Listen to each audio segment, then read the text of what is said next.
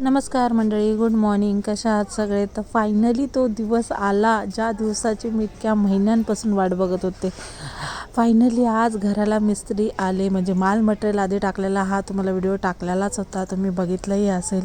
पण आज पाया वगैरे साफ करून घेतला. हे फाउंडेशन पायाचं बांधकाम ना ह्याने बिल्डरने आधीच करून ठेवलेलं होतं आणि आम्ही नंतर बुकिंग केलेली आहे. तर त्याच्यामुळं मेन पाया त्यांचा बांधकाम असतो तो ऑलरेडी आधी झालेला आहे. पण त्याच्यावरती माती बिती कचरा भरपूर पडलेला. तर पाया साफ करत होते हे लोक.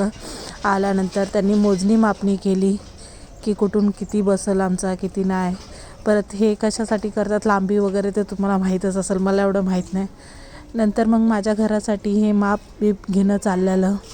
नंतर मला विचारलं त्यांनी, तुम्ही कसं घर बांधायचं आहे, तुम्हाला कशी डिझाईन पाहिजे, कुठे हॉल पाहिजे, कुठं किचन पाहिजे. हा मेन त्यांचा मिस्त्री होता जो मला व्यवस्थित सगळं विचारत होता. आणि मी जी ड्रॉईंग केलेली, ज्याचाही व्हिडिओ मी टाकलेला आहे, जो तुम्ही बघितलाच असेल, नसेल बघितला तर नक्की बघा.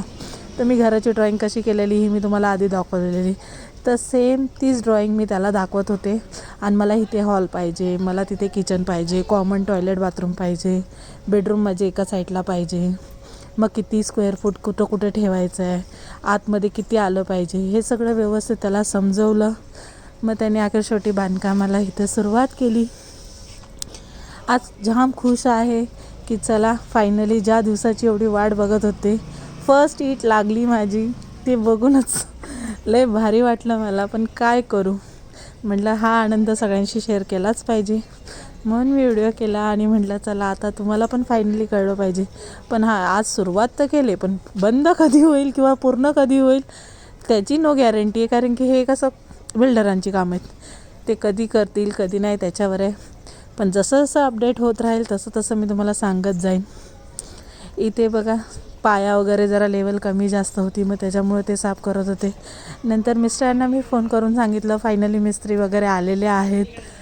तर मिस्टरांना पण राहवलं नाही आणि ते रिक्षावरच असतात, तुम्हाला माहीतच आहे सगळ्यांना. मग त्यांना नेमकं ह्याच एरियामधलं भाडं वगैरे भेटलेलं, मग ते पण आले. त्यांनी त्यांच्या हिशोबाने पुन्हा एकदा मोजणी मापणी करून घेतली.